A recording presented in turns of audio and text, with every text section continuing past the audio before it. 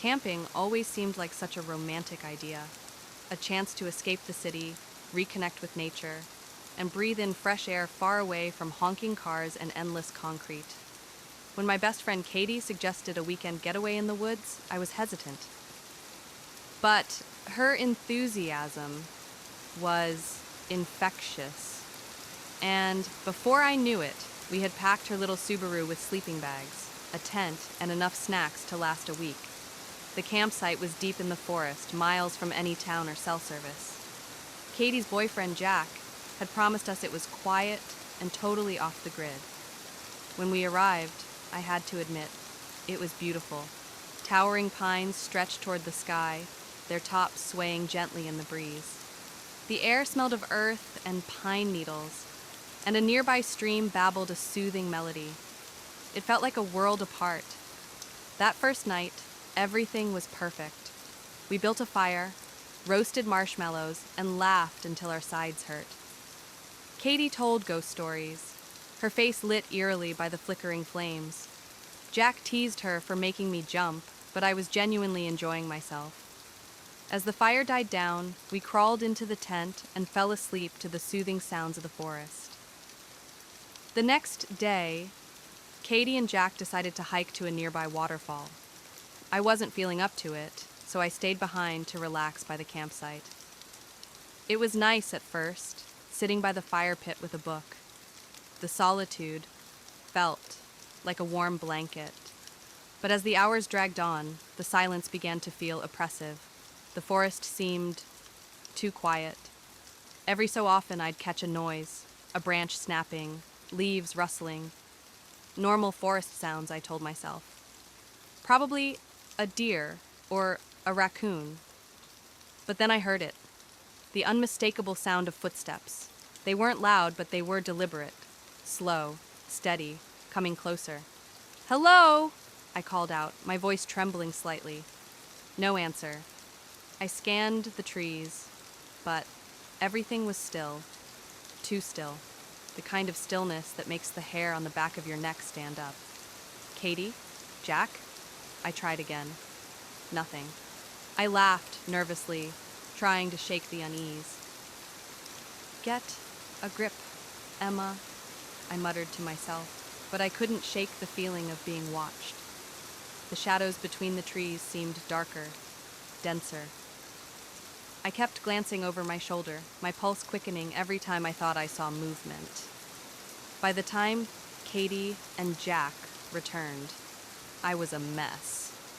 They found me sitting in the tent with a knife from the cooking set clutched in my hand. Katie burst out laughing, but Jack looked concerned. "What happened?" he asked, kneeling beside me. I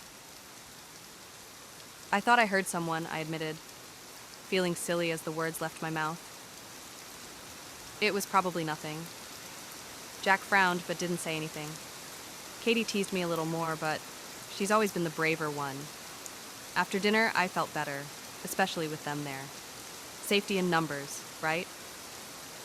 That night, I woke up to the sound of whispers. At first, I thought I was dreaming, but as I sat up, my heart pounding, I realized they were real. They were faint, almost indistinguishable from the rustling of the leaves, but they were there. Male and female voices, low and murmuring, as if they were just outside the tent. "Katie? Jack?" I whispered, shaking them awake. They stirred groggily, Harper groaning in annoyance. "What?" "Listen," I hissed. We all sat in silence, straining our ears. The whispers had stopped. "It's probably the wind," Jack mumbled, already lying back down. "Go to sleep." Katie gave me a sympathetic look before curling up in her sleeping bag. I tried to convince myself Jack was right, but sleep didn't come easily. The next morning, we found footprints around the campsite. They weren't ours. The prints were large, deep, and circled the tent in an unsettlingly deliberate pattern. Jack tried to play it cool, but I could see the unease in his eyes. Katie suggested packing up and leaving, but Jack insisted we stay. "It's probably just some hunter or hiker," he said. "We'll keep the fire going tonight. That'll keep anyone away." That evening, as the sun dipped below the horizon, the forest seemed to grow darker than before. The fire crackled brightly, but its light only seemed to emphasize the surrounding shadows. I kept glancing at the tree line, half expecting someone to step out of the darkness. Around midnight, we heard it again. The whispers. Louder this time. Closer. Jack grabbed a flashlight and shone it toward the sound, but the beam illuminated nothing but trees. The whispers stopped. Then came the laughter. It was high-pitched and childlike, echoing eerily through the trees. "Who's there?" Jack shouted, his voice wavering. No answer. Just more laughter, now coming from a different direction. Harper grabbed my hand, her usual bravado replaced by palpable fear. "We need to leave," she whispered. Jack nodded, but before we could move, the laughter stopped. For a moment, the forest was silent. Then, the sound of heavy footsteps erupted from all around us, rushing toward the campsite. We ran. We didn't bother packing. We just grabbed our phones and bolted. The forest was a maze of shadows and branches that clawed at our clothes and skin. Behind us, the footsteps and laughter followed, relentless and unyielding. We stumbled upon the car by some miracle. Jack fumbled with the keys, his hands shaking so badly he dropped them twice. Finally, the engine roared to life, and we sped down the dirt road, the headlights cutting through the oppressive darkness. None of us spoke during the drive back to the city. When we finally reached Katie's apartment, we sat in silence for a long time, the events of the night replaying in our minds. I don't know what we encountered in those woods. Maybe it was just some cruel prank, or maybe it was something far worse. All I know is that I'll never set foot in a forest again. Some places are better left unexplored.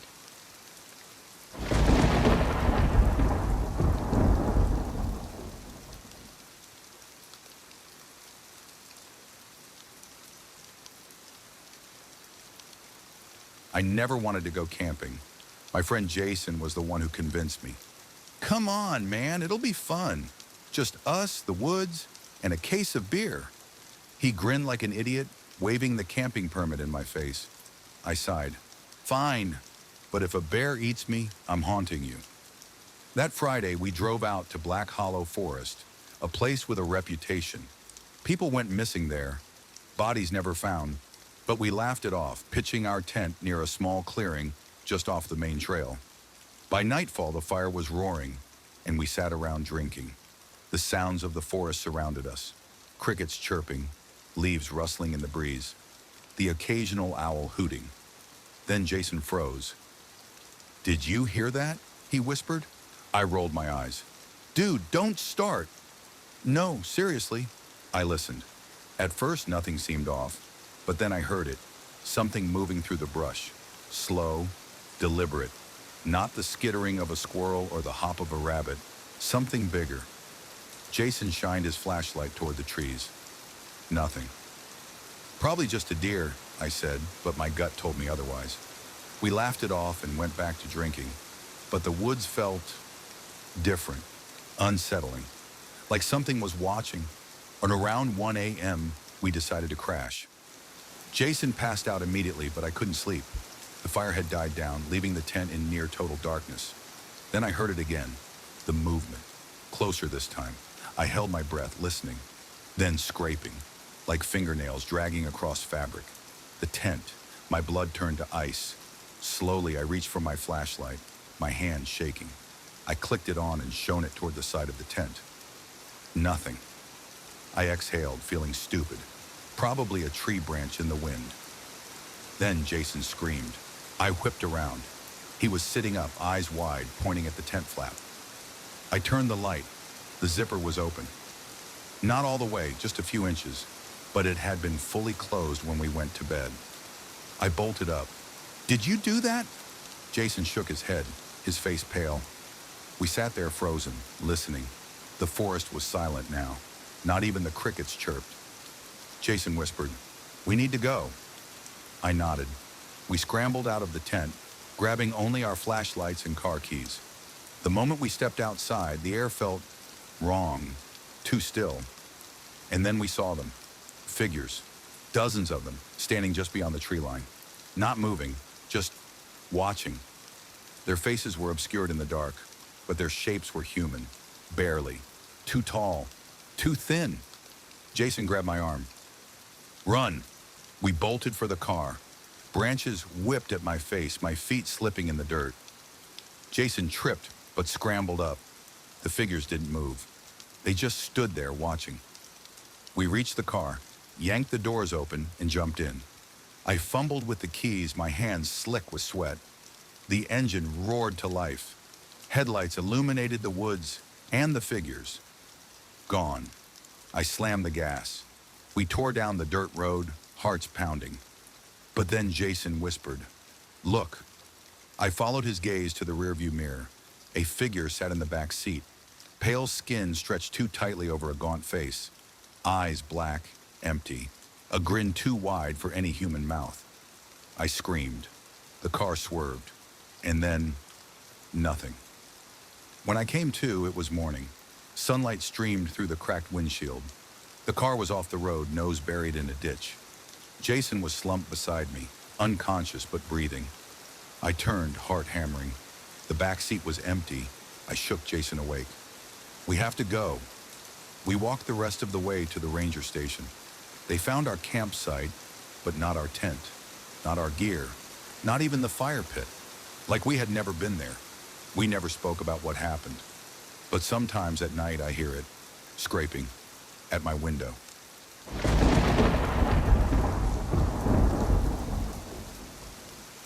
I've always loved camping, getting lost in the quiet, escaping the noise of real life. So when my boyfriend, Ryan, suggested a weekend getaway in the mountains, I was all in. A couple of our friends backed out last minute, but that didn't stop us. We had a tent, enough food for 2 nights, and the kind of reckless confidence that comes with being in your early 20s. The campsite was deep in the woods, miles away from any town, the kind of place where your phone became useless. The air was crisp, the ground damp from a storm that had passed the day before. We parked at a dirt lot and hiked about a mile to the site, following an overgrown trail. But what we didn't expect to find was the cabin. It stood just beyond the clearing, hidden by towering pines. It was old, so old it looked like the forest had been trying to reclaim it for decades. The windows were shattered, the wooden walls warped from rain and time. But the most unsettling thing was the door. It stood, wide open. Not cracked, not broken, just open, like it was waiting. "Guess we're not the first ones to camp here," Ryan said, trying to sound casual. I hesitated. "It looks abandoned." "Obviously." He took my hand. "Come on, let's check it out." Everything in me said no, but the way he smiled, the way he tugged me forward, it was easy to ignore that gnawing sense of unease. The inside smelled of mildew and rot. An old wooden table stood in the center, its surface covered in dirt and something dark I didn't want to identify. A single chair was overturned beside it. Shelves lined the walls, stripped of anything useful. In the far corner was a bed frame, the mattress long gone. Ryan chuckled. "Kinda cozy, huh?" "Yeah," I muttered, but my skin was crawling. Then I saw it. Carved into the far wall, just above the bed frame, were 3 words, "Leave while you can." A chill ran through me. Ryan... A noise. A rustling outside. We both froze. Ryan peeked through the shattered window. "Probably an animal," he whispered, but I wasn't so sure. It had been slow, deliberate, not the frantic movements of a deer or a raccoon. "Let's just set up the tent," I said, gripping his arm. "I don't like this place." He smirked but nodded. We left the cabin behind, pitching our tent a few yards away. The sun was setting by the time we got a fire going. I tried to shake the weird feeling, convincing myself I was being paranoid. But then, that night, I woke up. I wasn't sure what stirred me. Maybe the cold, maybe something else. Ryan was beside me, snoring lightly. The fire had burned down to embers, and then I heard it. Footsteps. Not heavy, not rushed, just slow. Software circling the tent. My heart pounded so hard I thought I might be imagining it. I held my breath, squeezing my eyes shut. It's an animal. Just an animal. Then something pressed against the tent wall. Not like a paw, not like a branch, a hand. I felt the pressure, the faintest drag of fingers against the fabric. I almost screamed. I shook Ryan hard, and he jerked awake. "What?" he mumbled, groggy. I covered his mouth with my hand, eyes wide. "Listen," I whispered. For a moment, silence. Then, knock, knock, knock. Someone was tapping on the tent. Ryan bolted upright, his face going pale. "Who's there?" he called. No answer. He grabbed the flashlight and unzipped the tent in one quick motion, shining the beam outside. Nothing. Just the trees, the wind, the empty forest. But I knew someone had been there. Ryan tried to laugh it off, but I could tell he was shaken too. He zipped the tent back up, pulled me close, and whispered, "Probably just messing with us. Some hiker or something." I nodded, but deep down, I didn't believe it. Somehow, we fell asleep again. But the next morning, when we stepped outside, I saw them. Footprints. They circled our tent, over and over and over, and they weren't ours. Ryan went pale. "Let's pack up," he said, voice tight. We hurried, stuffing everything into our packs, neither of us speaking. But as we were about to leave, I felt it. A presence. I turned back toward the cabin, and in the doorway stood a figure.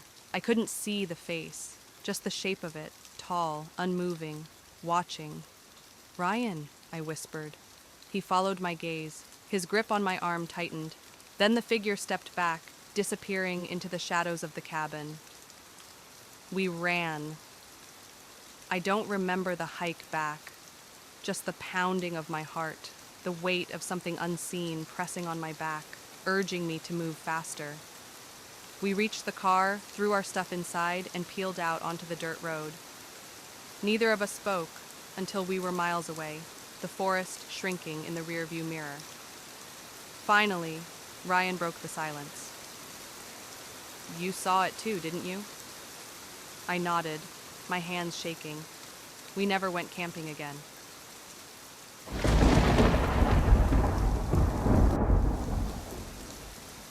I don't know if anyone will believe me, but I need to tell this story.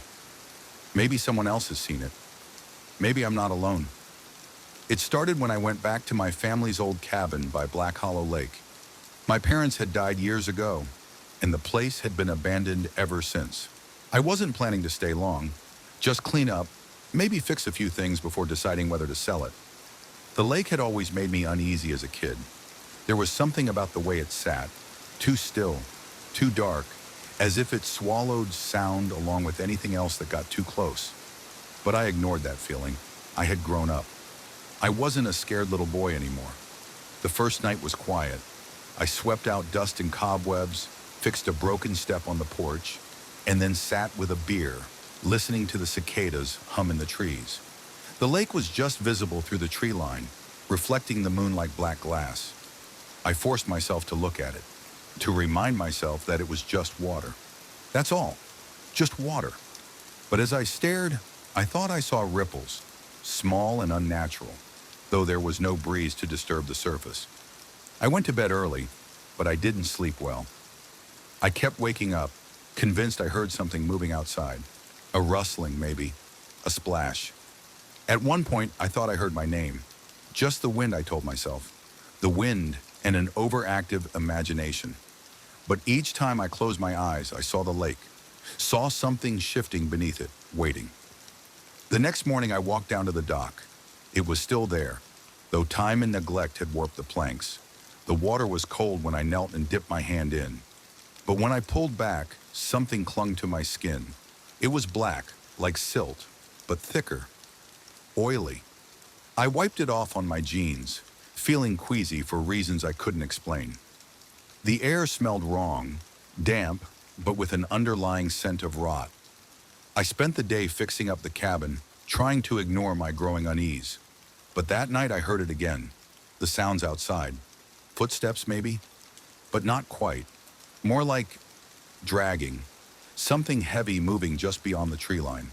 I held my breath, listening, straining to hear past my own pulse pounding in my ears. The sound came closer, and then it stopped.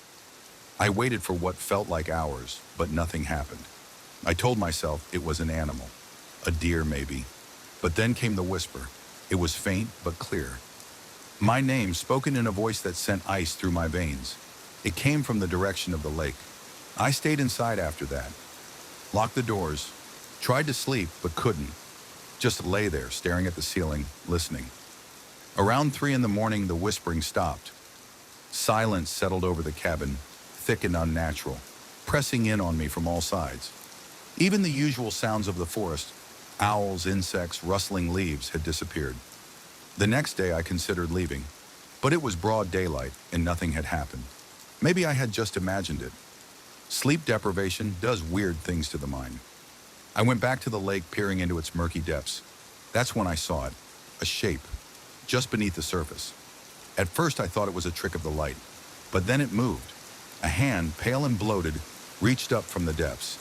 I stumbled back, nearly falling off the dock. The hand broke the surface for just a moment before it was yanked back down, as if something else had grabbed it from below.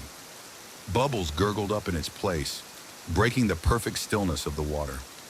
I ran back to the cabin, packed my things. I wasn't staying another night. As I was throwing my bag into my truck, I heard something behind me. The whisper again, closer this time. Don't leave.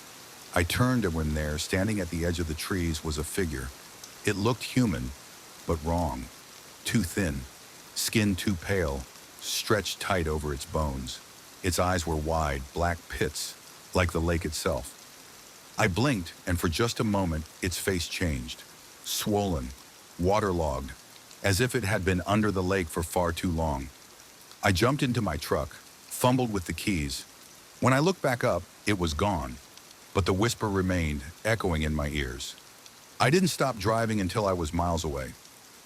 I never went back. I never even sold the cabin. Let it rot. Let the lake take it. But sometimes late at night, I hear it. The whisper. My name.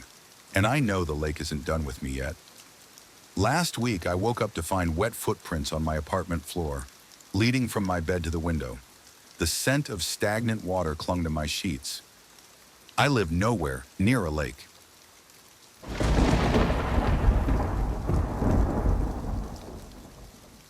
I never should have agreed to this trip. That thought had been gnawing at the back of my mind ever since Brittany convinced me that a 2-week van trip through the Pacific Northwest would be life-changing. She'd been obsessed with the idea of van life for years, binge-watching every influencer who made it look like a dream, waking up to mountain views, cooking breakfast over a campfire, reading books under fairy lights strung inside a cozy little home on wheels. It was supposed to be the ultimate adventure, but out here, parked in the middle of nowhere, swallowed by endless black pines, I just felt exposed. It started our 3rd night in the woods. We had driven for hours, Brittany at the wheel, me in the passenger seat following a barely visible dirt path into the wilderness. We weren't in a designated campsite. Harper wanted something off-grid, somewhere untouched. Eventually, we found a clearing surrounded by towering trees, thick and unbroken. No cell service, no sign of other people, just us in the van. At first, it was peaceful. We set up a small fire, roasted marshmallows, and drank wine straight from the bottle. Harper pulled out her Polaroid camera, taking snapshots of our faces glowing in the firelight. We laughed, sang along to a crackly Bluetooth speaker, and let the night swallow us whole. Then the knocking started. It was faint, almost like a branch tapping against the side of the van. I dismissed it, blaming the wind. But then it came again. Slow, deliberate. Knock, knock, knock. Brittany and I exchanged glances. Probably just an animal, she said, forcing a grin. But I saw something in her eyes. Uncertainty. I grabbed my phone, instinctively checking for service. Still nothing. The fire outside was burning low, throwing jittery shadows against the van. Knock, knock, knock. Closer this time. Brittany slid toward the van door, hesitating before pressing her face to the small window. The second she did, she gasped and yanked the curtain shut. "What?" I whispered. She shook her head. I thought I saw someone." My blood ran cold. "Saw who?" She didn't answer, just locked the doors. We turned off the lights and sat in silence, listening. The fire outside flickered, its glow stretching into the trees. I strained my ears, hearing only the occasional crack of branches in the wind. After what felt like an eternity, the knocking stopped. We slept in shifts that night, one of us always awake, ears tuned to every sound. Morning finally came, golden sunlight spilling through the trees. Everything felt normal again, almost like we had imagined the whole thing. But then we found the footprints. They circled the van, deep imprints in the damp earth. Bare footprints. My stomach twisted. "Someone was out here," I whispered. Brittany's face was pale, but we should go. I nodded. We packed up in record time, threw everything into the van, and sped out of the clearing, dirt kicking up behind us. That should have been the end of it. But it wasn't. That night, we parked in a different spot, this time near a river, still surrounded by woods, but not as deep. I felt safer. We made dinner inside the van, keeping the doors locked. Brittany forced herself to laugh, trying to shake the unease. "It was just some weirdo messing with us," she said. "They probably left." I wanted to believe her. Then at exactly 3:12 a.m., the knocking returned. Louder this time. Brittany clamped a hand over her mouth, eyes wide. I grabbed the flashlight, flicking it on. The beam cut through the darkness outside the windshield. The fire we'd let burn down to embers barely illuminated the tree line. Then something moved. A figure. Just beyond the glow, standing motionless. I couldn't make out its face, but it was tall, too tall. Its limbs looked wrong, stretched too long, like a shadow detached from its owner. It didn't move, just stood there, staring. The air in my lungs turned to ice. Brittany grabbed my arm. "Drive now." I didn't need to be told twice. I scrambled into the driver's seat, fumbled with the keys, and the second the van roared to life, I slammed my foot on the gas. The tires spun against the dirt before catching, and we shot forward. In the rearview mirror, the figure didn't chase us. It just watched. We didn't stop driving until we hit the next town. We found a cheap motel, parked under a bright street lamp, and locked every possible entrance. We barely spoke, curling up under stiff motel blankets, pretending to sleep. At sunrise, Brittany checked her Polaroid camera. She had taken a few pictures back at our first campsite, snapshots of the fire, our faces, the trees. She flipped through them, her expression slowly shifting from confusion to terror. I peered over her shoulder. The last picture made my stomach drop. It was supposed to be a photo of the van, taken right before we went to sleep that first night. But in the corner, partially hidden behind the trees, was a figure, watching us, waiting. Harper threw the picture across the room. "We're going home." We never spoke about it again. But sometimes I dream about that van. Sometimes I hear knocking. And sometimes I wake up to find footprints outside my window.